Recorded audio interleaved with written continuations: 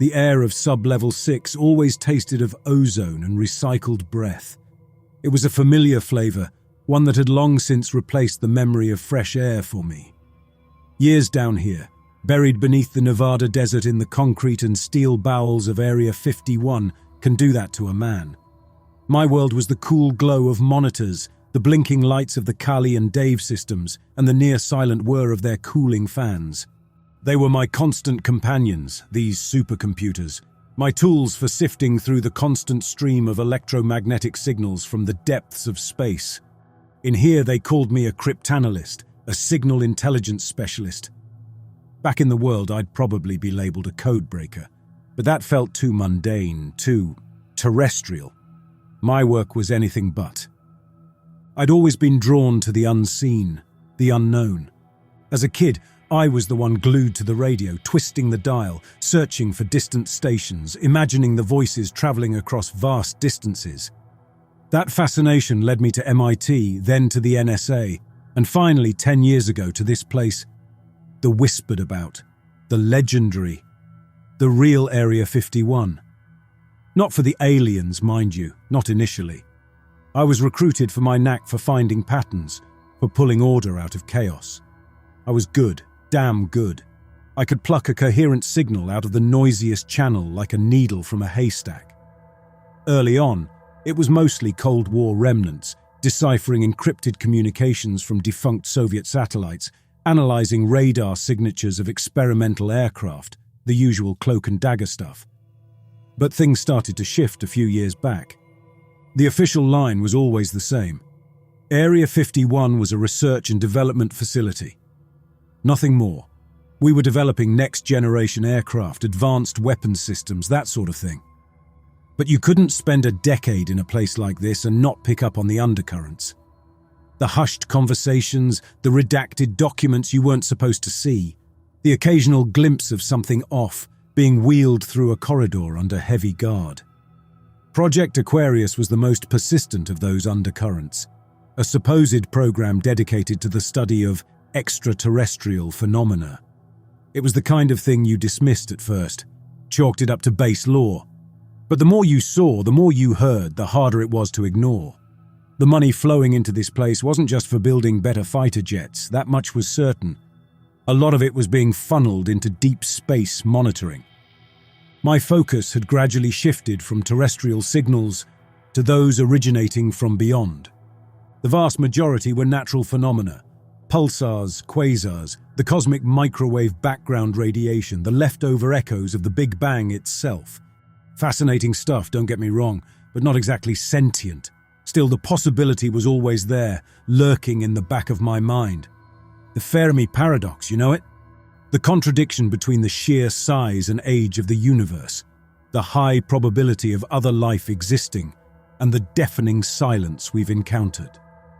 Where is everybody? Were we looking in the wrong places, using the wrong methods? Or was the answer even more unsettling? Were they out there but choosing to remain hidden? Or worse, was the evidence being actively suppressed?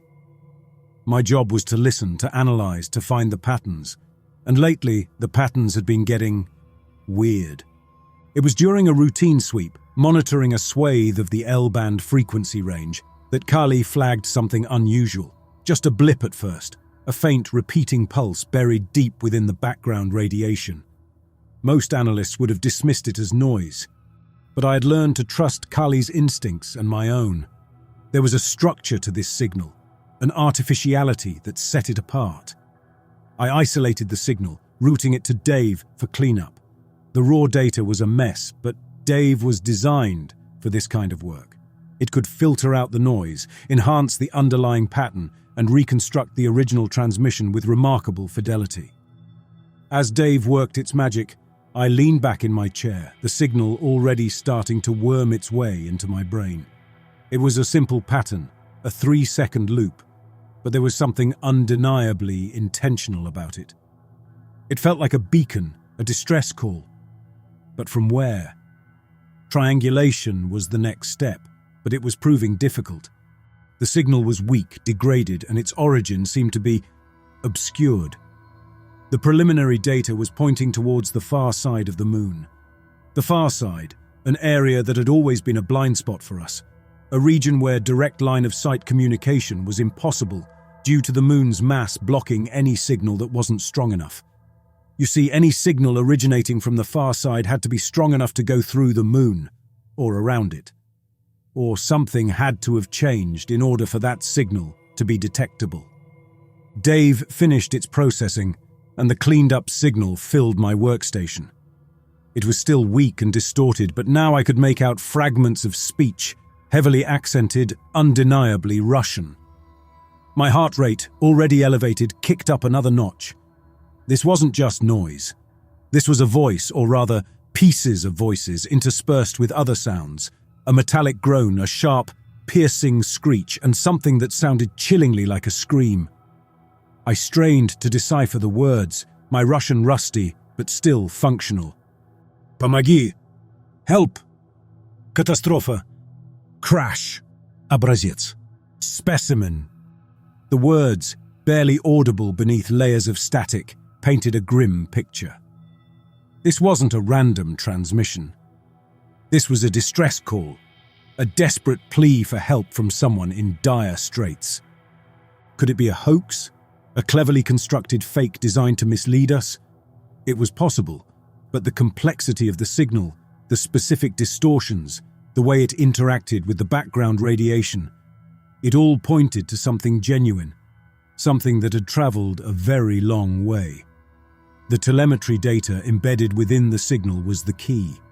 It contained information about the transmitting device, its power output, its frequency, and its likely origin. I cross-referenced the data with our extensive database of known Soviet and Russian spacecraft. And then I found it, a match, or rather, a near match. Zarya 5. The name triggered a cascade of memories, half-forgotten details from briefings and reports I'd skimmed years ago.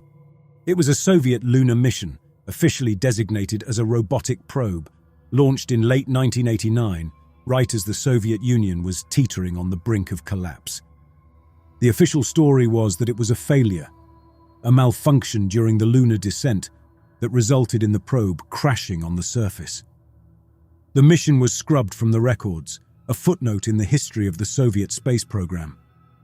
But the signal I was hearing, the telemetry data, the fragmented words, they told a different story.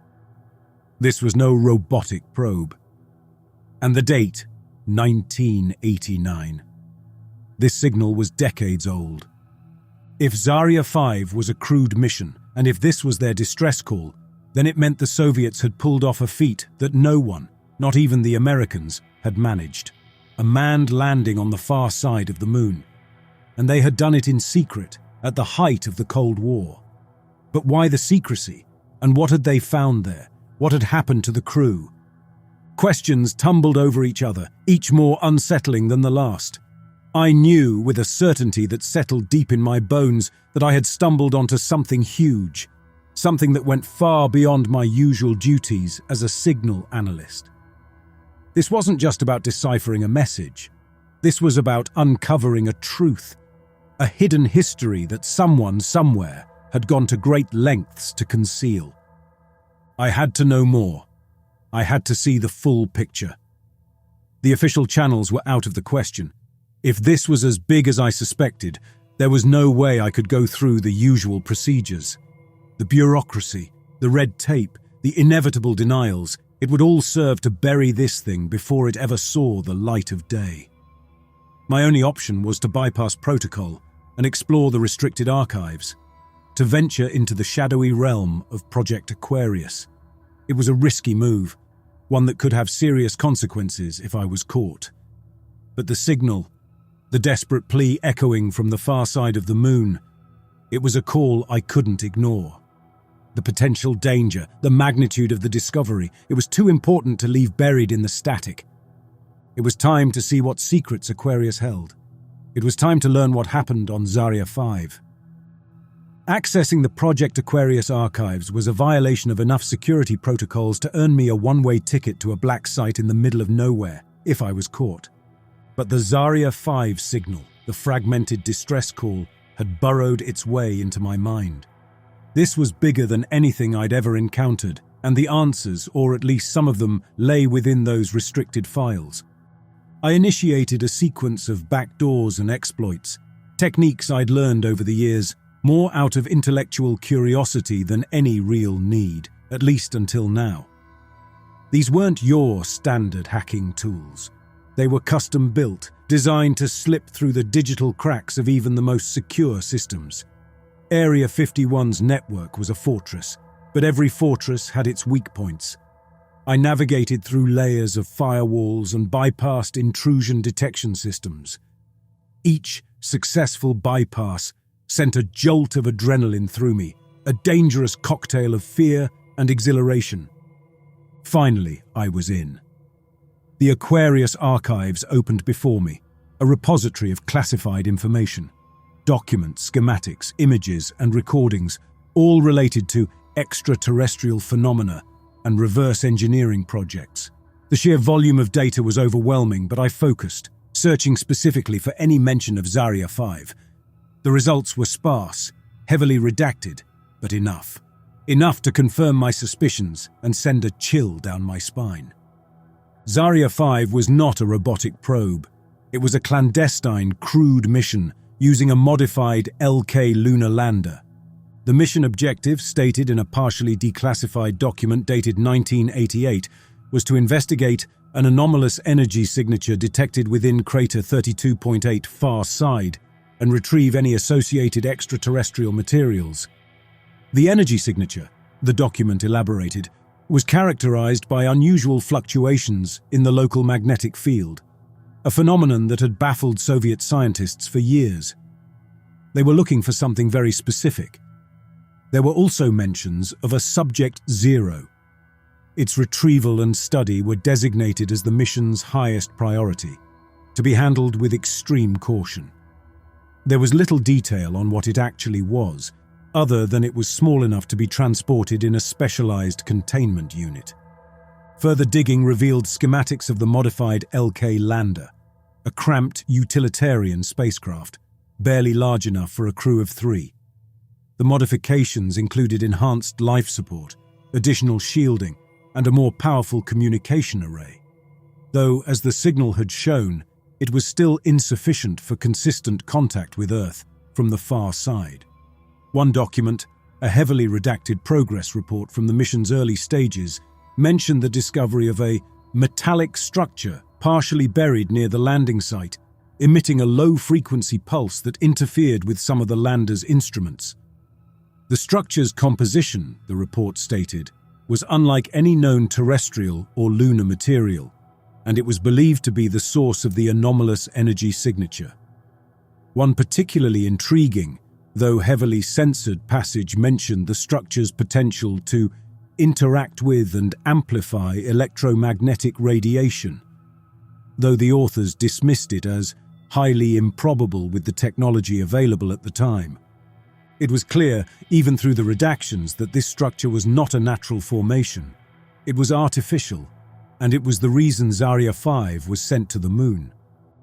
The heart of the matter, the most disturbing part of the archive, was a series of audio and video logs, intercepted transmissions dating back to 1989, the year of the Zarya 5 mission. They were incomplete, heavily encrypted, and marked as potentially compromised signal. Origin: lunar far side. Anomaly detected. It was clear that these weren't official recordings, but rather snatches of communication captured by our monitoring systems during the mission. The logs were encrypted, of course, but that was a challenge I was more than equipped to handle. I set Dave to work on the decryption process, the algorithms churning through the complex code, slowly peeling back the layers of obfuscation. While Dave worked, I continued to sift through the other files, searching for any information about the anomaly mentioned in the signal classification. What I found were several heavily redacted reports referencing an unidentified energy signature detected on the far side of the moon in the late 1980s.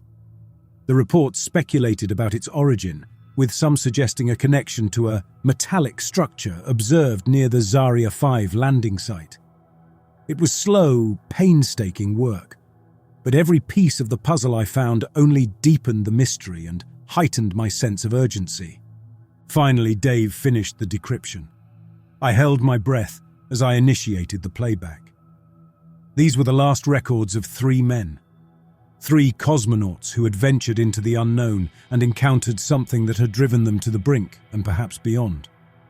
Log entry 1, a fragmented audio clip, was a routine report, or at least as routine as a report from the far side of the moon could be. The transmission was riddled with static, and sections were completely missing.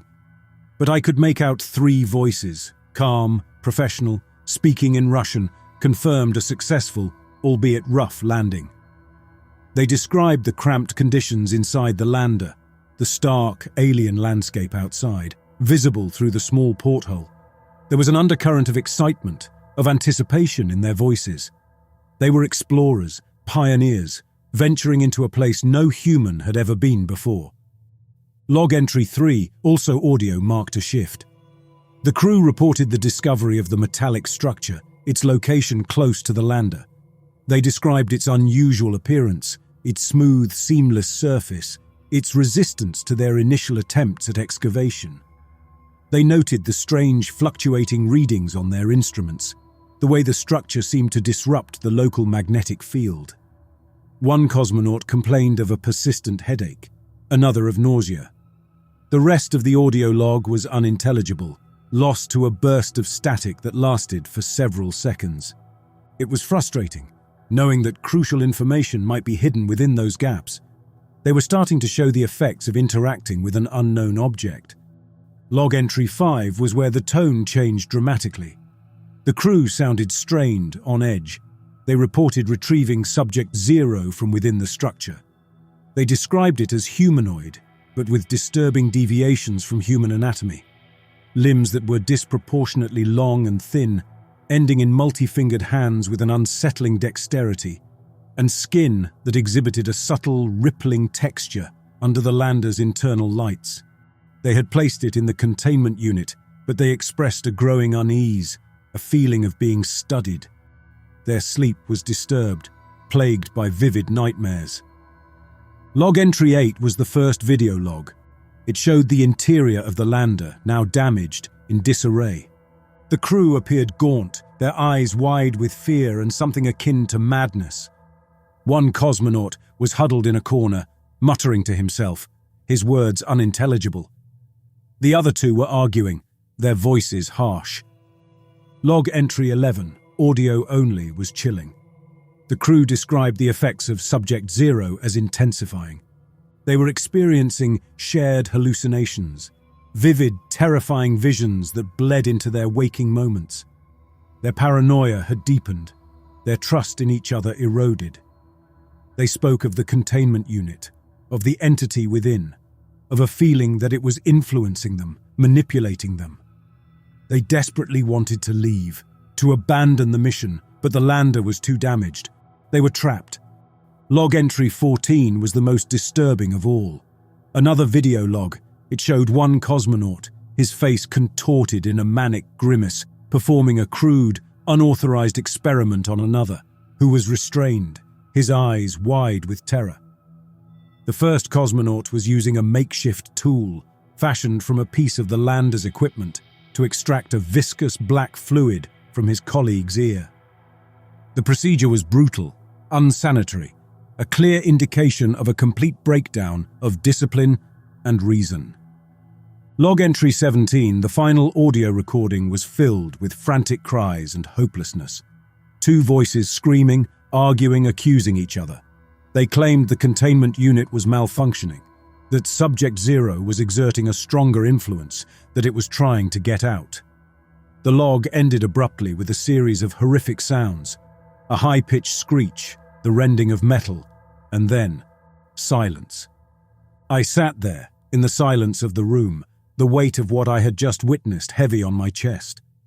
The fact that these were intercepted transmissions, not official recordings, made them even more unsettling. It was like listening to ghosts, to a tragedy that had unfolded in real time, captured only in fleeting glimpses by our listening posts. The Zarya 5 crew, driven to madness and violence by an encounter with something they couldn't understand, something utterly alien. And now, decades later, the signal had reactivated, a sign that whatever they had found on the far side of the moon was still there, still active. The implications were terrifying. I had to get this information to the director to make him understand the magnitude of the situation, the potential threat that was lurking out there in the silent, desolate landscape of the moon. I copied the files, every document, every log, every chilling detail, onto a secure drive. The truth, or at least a part of it, was now in my hands. But getting anyone to believe it, to act on it, that was another matter entirely. This was going to be an uphill battle. My next task was to prepare my report and brace myself for the inevitable resistance that awaited me. The fate of the world, or at the very least the truth about a decades-old mystery, rested on my ability to convince a panel of hardened skeptics that what happened on Zarya 5 was not just a case of stress-induced psychosis, but a genuine encounter with the unknown, an encounter with potentially devastating consequences. They needed to understand that the danger was real, and it was still out there.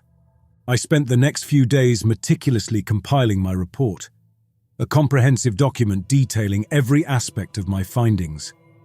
The anomalous signal, the Zarya 5 mission, the contents of the decrypted logs, the recent energy signature fluctuations from the lunar crater, and my assessment of the potential danger. I titled the report Level 5, Cosmic Red, the highest security classification within Area 51, reserved for information deemed highly sensitive, potentially paradigm-shifting. I knew the designation alone would raise eyebrows, would likely be met with skepticism, perhaps even ridicule, but I couldn't afford to downplay the severity of the situation. This wasn't some ambiguous radar blip or an unexplained radio burst.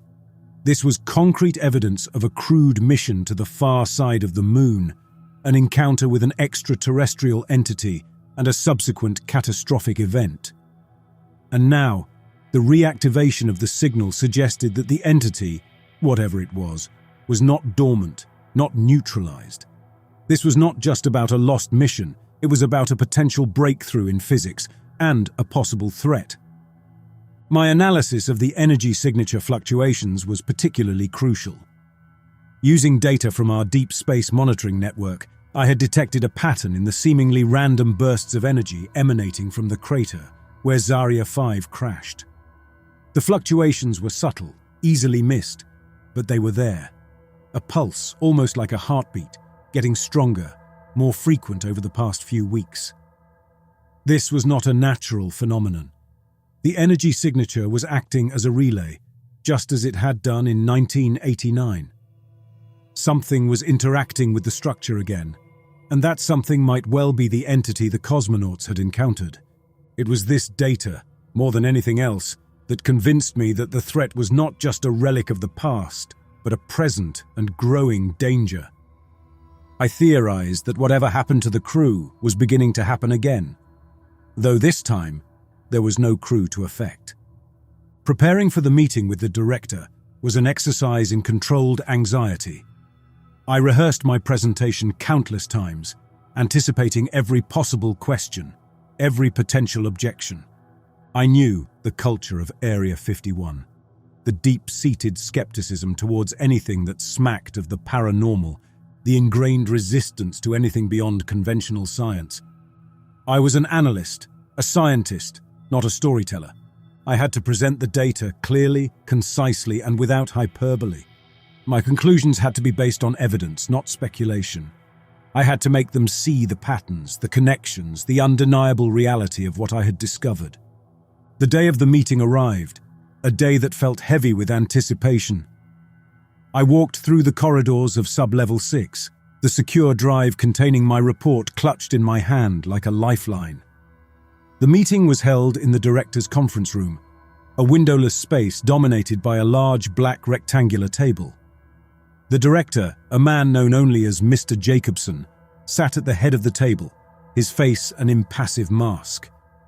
He was a tall, thin man, always impeccably dressed, with sharp, intelligent eyes that seemed to see right through you. He had an air of quiet authority that commanded respect, even fear. Around the table sat a panel of senior analysts, military officials, and scientific advisors, their faces equally unreadable. I recognized a few of them. Dr. Bennett, the head of research, a brilliant but notoriously close-minded physicist. General Keller, the military liaison, a man who valued pragmatism and efficiency above all else, and a handful of others whose names and roles I didn't know.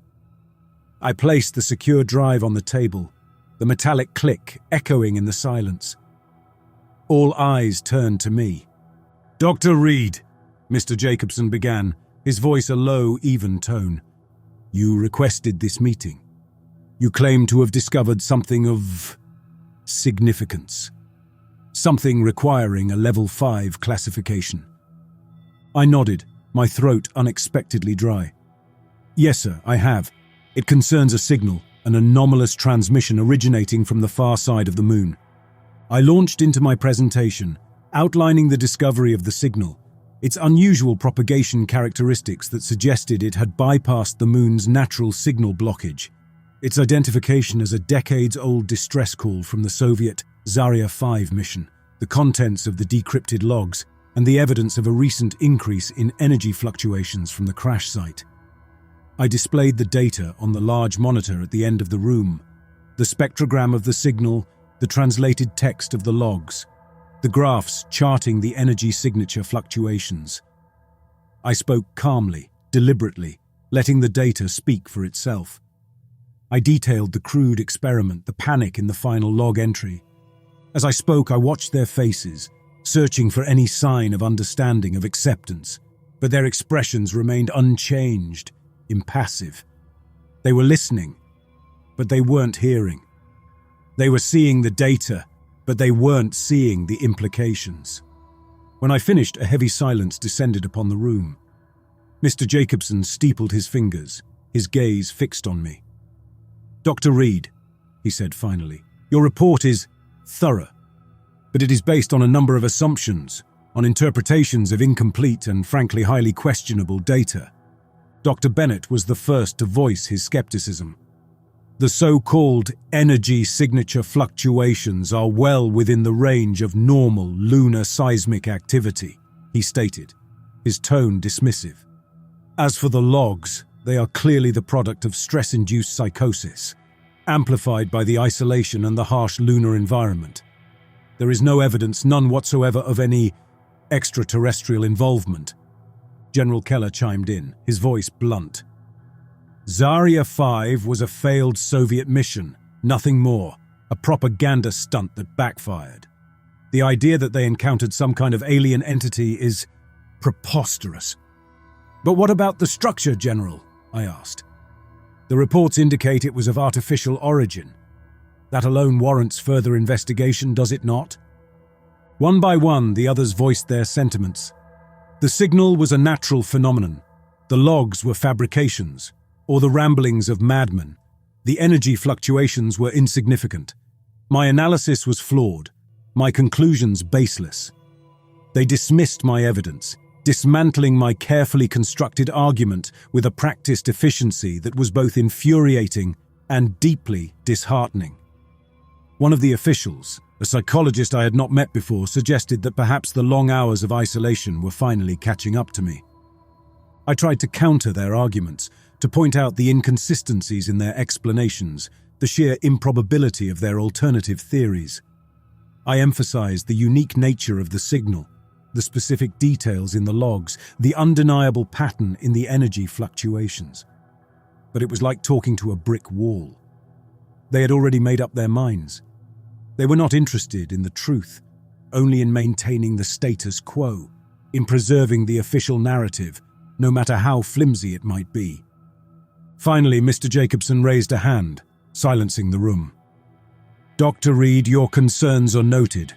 However, after careful consideration of your report and the opinions of this panel, we have concluded that your findings are without merit." He paused. "Your report will be classified Level 5, Cosmic Red, as you requested. It will be filed away and it will not be discussed further. You are to cease all investigation into this matter, effective immediately, and you are not to speak of this to anyone. Do I make myself clear? I felt a cold knot of despair in my stomach. They were burying it. They were burying the truth, just like they had buried the Zarya 5 mission itself decades ago. My efforts, my meticulous analysis, the undeniable evidence, it all amounted to nothing. But sir, I protested, my voice rising slightly, the energy fluctuations, the signal, the logs, they indicate— Enough, Dr. Reed. Mr. Jacobson cut me off, his voice sharp. While your theory about the structure is intriguing, it is based on speculation and incomplete data. We need concrete proof, not conjectures. This matter is closed. Your access to Project Aquarius files will be revoked. You will return to your regular duties. That is all. The meeting was over. I was dismissed. I stood there for a moment stunned, the weight of their denial pressing down on me. I had failed to make them see, failed to warn them. I had failed to stop them from burying the truth. As I walked out of the conference room, I felt a profound sense of isolation, of powerlessness. I was alone, stranded on an island of knowledge in a sea of willful ignorance. My only consolation was the chilling certainty that I was right. The threat was real, and it was still out there, hidden in the desolate landscape of the moon, waiting, growing stronger, and no one, it seemed, was willing to listen. The world continued on, oblivious to the danger lurking just beyond their perception, a danger that I had seen, had heard, had felt in the chilling echoes of a decades-old distress call. Now, it seemed, my only recourse was to return to my work, and to try to forget what I had learned. But the images, the sounds, the knowledge of what lay hidden on the far side of the moon, that was something I knew I would never be able to erase. It was a burden I would have to carry alone, a secret too terrible to share, a truth too dangerous to ignore.